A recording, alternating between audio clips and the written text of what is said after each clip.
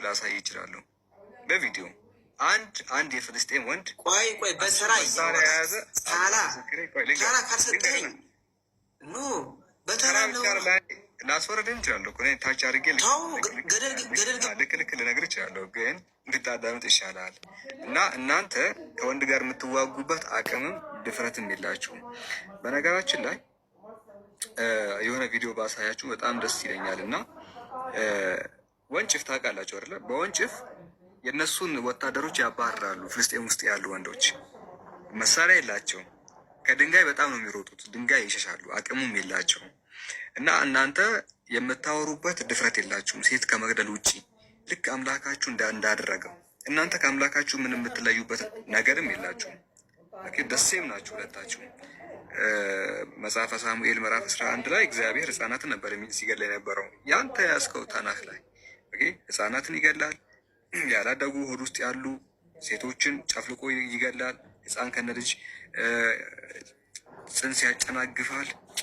ሊትራሊ ጽንስ ያጨናግፍ ነበረ። ማለትም ሆድ ቀዶ ሕፃናትን ይፈጠፍጥ ነበረ። ይህ ምንድነው? ትንቢተ ሆሴዕ ምዕራፍ 13 ቁጥር 16 ላይ ያንተ አምላክ ጽንስ ያጨናግፋል። እናንተ የሚያደርጋችሁት እሱን ነው። ሕፃናት ላይ ተኩሳችሁ ከመግደል ውጭ ምንም ድፍረት ኖሯችሁ የታጠቀ አካልን አትዋጉ። በጣም ፈሪ ናችሁ። በዚህ ዓለም ላይ እንደ አይሁዶች ይሄ ከርከሮ ታውቃላችሁ አይደለም? ከርከሮ ስላችሁ ምንድን ነው የሚባለው? ፒግ አሳማ በባህሪ እንደ አሳማ ተመሳሳይ የሚለያቸው አንድም ነገር የለም። አሳማ ናቸው። በማንነታቸው በጣም የቆሸሹ ናቸው። ስራቸው፣ ተግባራቸው ሁሉ በጣም ቆሻሻ። ምንም ህሊና ያሌላቸው፣ ህሊና ቢስ፣ ለገዛ እንትናቸው የማይራሩ፣ ለህፃናት የማይራሩ፣ ዓለም አቀፋዊ ህግን የማያከብሩ፣ ሰው በሌታ የሆኑ እንስሳት እንኳን አይባሉም። እንስሳ ህሊና ያለው እንስሳ አይጠፋም። በነገራችን ላይ እንስሳ እንኳን እናንተን ይበልጣችኋል። እንስሳ ለእንስሳ ያዝናል። እናንተ ሰው ሆናችሁ ለሰው የማታዝኑ በጣም ፈሪዎች ናቸው። እና ደግሞ ሰው ፊት ቆመህ ለማውራት አትሞክር። ሰው ፊት ቆመህ ለማውራት በፍጹም አትሞክር፣ ልባችሁንም ስለምናውቃችሁ። እና እሺ ለማንኛውም እንተዋቸዋለን። እነሱ እንደዚህ ናቸው። በነገራችን ላይ እዛ እስራኤል ድረስ ይሄዱ እና ህፃናት ይገላሉ። ማለት ከዚህ ተነስቶ ኢትዮጵያዊው ከዚህ ተነስቶ እዛ እስራኤል ሄደው ህፃን ይገላል። ህፃን ለመግደል እዛ እስራኤል ድረስ ይሄዳል። ምን አይነት በነገራችን ላይ አይሁዶች ብቻ አይደሉም፣ ክርስቲያኖችም ጭምር። ባለፈው የጦርነቱ ጊዜ ስፍር ቁጥር ያሌላቸው ክርስቲያኖች እዛ እስራኤል ሄደው ነበረ። እንዳለ አንዱም አልተመለሰም። በነገራችን ላይ አንዱም አልተመለሰም። ፈላሻ ይባላሉ። ሁሉም ሄዶ አልቆ የተመለሰው። ጥቋቁሮቹን እየመረጡ ከዚህ ከሀገር የሄዱትን ኢትዮጵያውያንን እየመረጡ ፊት ለፊት እንድናድርጓቸው አስጨፈጨፏቸው። እና እንደዚህ ናቸው። ከምንም ነው የማይቆጥሯቸው በዛ በኩል ያሉ አይሁዶች። እና ለምን እዚህ ሀገር ያለው እሺ። አሁን እኔ የሚገርመኝ ክርስቲያኖች ምንድነው አይሁዶቹ አይሁድ የሆነውን ልክ እንደዚህ ፈላሻ ቢደግፏቸው ላይገርም ይችላል፣ በእምነትም አንድ ስለሆኑ። እኔ እኮ ስለ እስራኤላውያን እንትን ሳስብ በጣም ነው የሚገርመኝ። አይሁዶቹ እነዛ ጌዴዎን ያሉት ቢደግፏቸው ቤተ እስራኤላውያን አይሁድ ምናምን ብለው ስለሚያስቡ ይሆናል ብለን እናስባለን። ክርስቲያኖቹ ምን ቤት ናቸውና ነው አይሁዶችን የሚደግፉት ብለን ስንጠይቅ እኔ በጣም ብዙ ጊዜ ጠይቄያለሁ። እስቲ ሎጂካል ሁኑ እና ክርስቲያኖች ለምንድን ነው እስራኤላውያንን የምትደግፉት ብለን እንጠይቃለን። ኦኬ እኛ ለምንድን ነው የምንደግፋቸው ፍልስጤማውያንን? እኛ መጀመሪያ ፍልስጤማውያንን የምንደግፍበት ምክንያት ምንድን ነው? ፍልስጤማውያንን የምንደግፈው አንደኛ ተጎጂ ስለሆኑ ነው፣ ተበዳይ ስለሆኑ ነው። ሙስሊም ስለሆኑ ብቻ አይደለም ጋይስ፣ ያ ሌላ ፓርት ላይ የሚመጣ አንደኛ ተጎጂ ናቸው፣ ተበዳይ ናቸው፣ ሀቅን የያዙት ባለ ንብረት ናቸው። የመጀመሪያ እሱ የምንደግፍበት። ሁለተኛ የእምነት ሙስሊም ምንድነው? የእምነት ወንድሞቻችን ናቸው። ይህ የእምነቱ ጉዳይ ሁለተኛ ላይ የሚመጣ አንደኛ ባለሀቅ ናቸው፣ ባለቤትም ጭምር ናቸው የመሬቱ። ሁለተኛ ደግሞ ምንድን ናቸው? የእምነት ወንድም እህቶቻችን ናቸው። በዚህ ምክንያት እንደግፋቸዋለን። የእስልምናችንም ሲናገር ሙስሊሞች ወንድማማች ናቸው ስለሚል የአንድ አካል ብልቶችንን በዛ ምክንያት እንደግፋቸዋለን እንላለን። ጥሩ ክርስቲያኖች እነዚያን አይሁዶችን ለምንድን ነው የምትደግፏቸው ብለን ስንጠይቅ በህይወታችሁ ወደፊትም የማትሰሙት ነገር ምንድን ነው? ምክንያታዊ የሆነ አንድ ሪዝን አትሰሙ። ጠይቃችሁም ከነበረ አትሰሙ። ወደፊትም ብትጠይቁ እናንተ ክርስቲያኖች አይሁዶችን የምትደግፉበት ምክንያት ምንድን ነው ብላችሁ ስጠይቁ አንድ ደህና መልስ በህይወት ዘመናችሁ እስክትሞቱበት ዕለት ድረስ አንድ ክርስቲያን አይነግራችሁም። ግን እንረዳቸዋለን። ለምን? አባባሉም እውነት ነው። የጠላት ጠላት ወዳጅ ነው ይባላል። እኛን እንደ ጠላት ስለሚያዩን ብዙዎቹ እኛን እንደ ጠላት አድርገው ወስደዋል። እስልምና በጣም ስለሚያረጋቸው ስለሚያናዳቸው ጠላታችን ናቸው ብለው ወስደዋል። በህጉ መሰረት ምንድን ነው? የጠላት ጠላት ምንድን ነው? የጠላት ጠላት ወዳጅ ነው። ስለዚህ የጠላቴ ጠላት በመሆናቸው እነሱ ወዳጆቻችን ናቸው ከማለት የዘለለ አንድም ይሄ ጥሩ ሪዝን ሊያቀርቡላችሁ አይችልም። የትኛውም ክርስቲያን በሃይማኖት አንድ ሆናችሁ አይደለም። አይሁዶቹ ምንድን ነው የሚሉት? ኢየሱስን በተመለከተ ኢየሱስ መምዘር ነው ይላሉ አይደለም? መጽሐፍቶቻቸውን ከፍተልና እንችላለን። ኢየሱስ መምዘር ነው። መምዘር ማለት ባስተርድ ማለት ነው።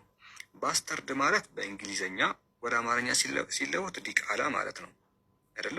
በመጽሐፍቶቻቸው በታልሙድ ላይ ኢየሱስ መምዘር ነው ይላሉ። መምዘር ደግሞ ሲተረጎም ዲቃላ ነው። የቱ ጋር ነው እንደዚያ ያሉት? እናንተም ታውቃላችሁ። ቪዲዮ ፖስት አድርጌያለሁ። ዲቃላ ነው ኢየሱስ ይላሉ። ማን? አይሁዶቹ። አምላክህን ዲቃላ እያለ እስቲል ምን ታደርገዋለህ? እነሱን ህይወትን አሳልፈህ ትሰጣቸዋለህ። የመጀመሪያው እሱ ነው። ሁለተኛ በታልሙድ ምዕራፍ 57 ላይ ኢየሱስ ዛሬ ላይ የአህያ፣ የውሻ፣ የድመት ሰገራ አንድ ላይ ተሰብስቦ በዛ በሚንተከተክ ሰገራ ውስጥ ይቃጠላል ብሎ ያምናሉ። በታልሙዳቸው ላይ የጻፉት እምነታቸው ነው። ኢየሱስ በሚንተከተክ ሰገራ ይቃጠላል ብለው።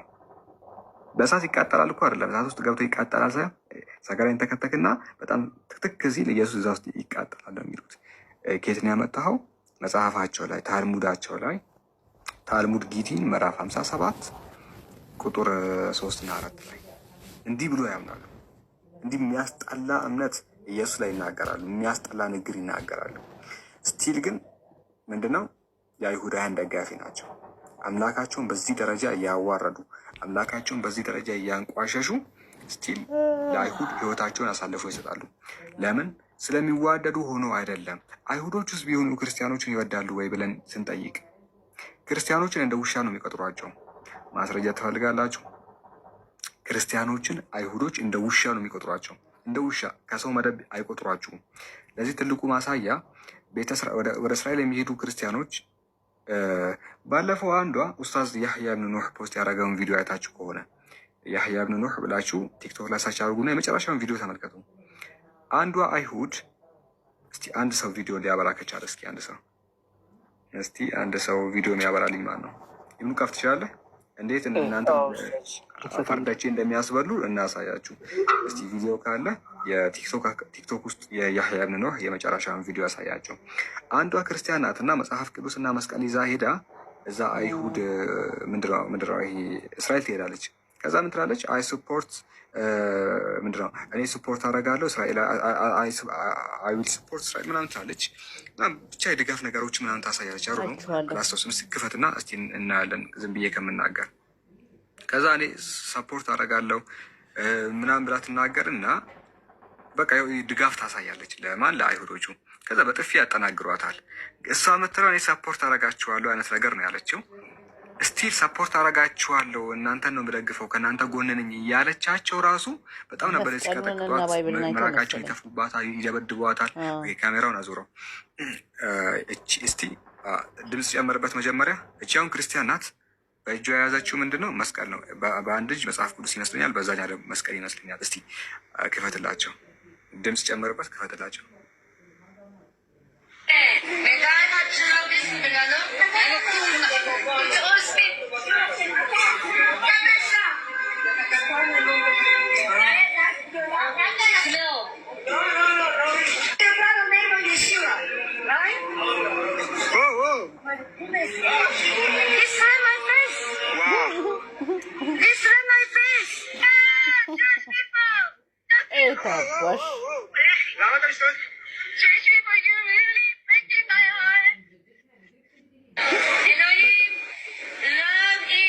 ከነ ባንዲራዋ እኮ ነው ኤሎሂም ላቭ እስራኤል እያለች ነው። እና ምንም አላጠፋችም። እሷ ያለችው ደግፋቸዋለሁ ነው ያለችው። ክርስቲያን ናት።